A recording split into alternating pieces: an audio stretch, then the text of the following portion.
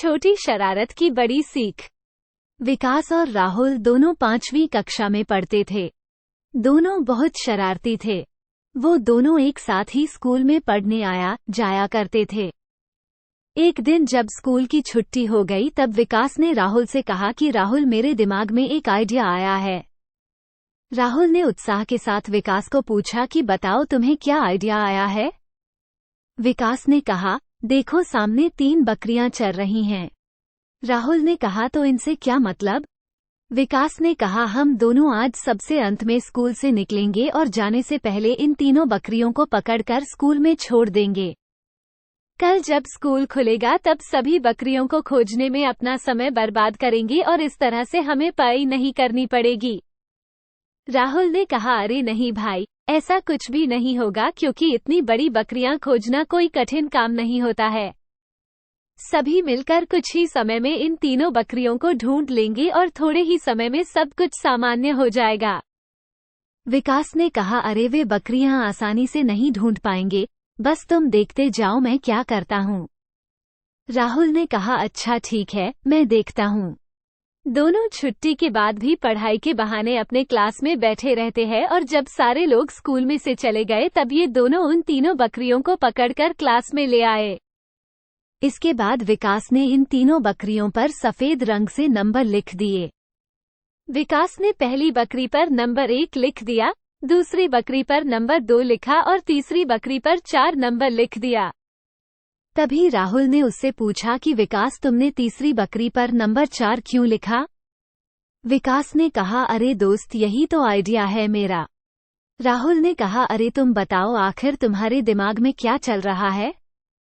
मुझे कुछ समझ में नहीं आया। विकास ने कहा, कल सभी तीसरे नंबर की बकरी ढूंढने में पूरा दिन निकाल देंगे और तीसरे नंबर की कोई बकरी है ही नहीं, इसलिए वो उन लोगों को कभी मिलेगी ही नहीं। अगले दिन दोनों दोस्त समय से कुछ पहले ही स्कूल में पहुंच जाते हैं। थोड़ी देर में स्कूल के अंदर बकरियों के होने के कारण बहुत ज्यादा शोर मच जाता है। सभी लोग चिल्ला रहे थे। तभी किसी ने कहा कि ये पहले, दूसरे और चौथे नंबर की बकरियां तो आसानी से मिल गई, लेकिन ये तीसरे नंबर की बकरी पता नहीं कहां पर है। सभी लोग उस तीसरे नंबर की बकरी को ढूंढने लगते हैं। स्कूल का सारा स्टाफ उस तीसरे नंबर की बकरी को ढूंढने का बहुत प्रयास करता है, किंतु किसी को भी तीसरे नंबर की बकरी नहीं मिलती है, क्योंकि तीसरे नंबर की कोई बकरी थी ही नहीं। स्कूल में सभी परेशान हो जाते हैं, लेकिन विकास और राहुल बहुत खुश होते हैं। विकास ने राहुल से कहा, देखा ना, तुमने मेरा आइडिया काम कर गया। राहुल ने कहा, हाँ भाई, तेरा आइडिया काम कर गया।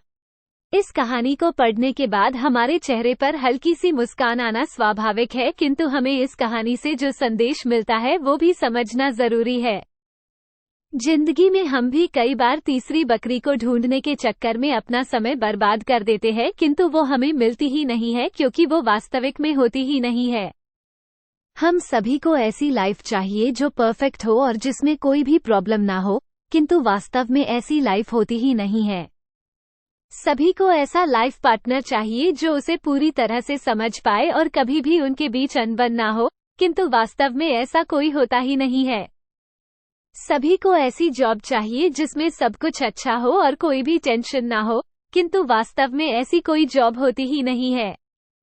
इससे हमें ये सीख मिलती है कि हमें हर वक्त किसी भी चीज के लिए परेशान होने की कोई जरूरत नहीं है। ऐसा भी हो सकता है कि हम जिस चीज के लिए परेशान हो रहे हैं और जिस चीज की तलाश कर रहे हैं वो चीज वास्तव में हो ही ना।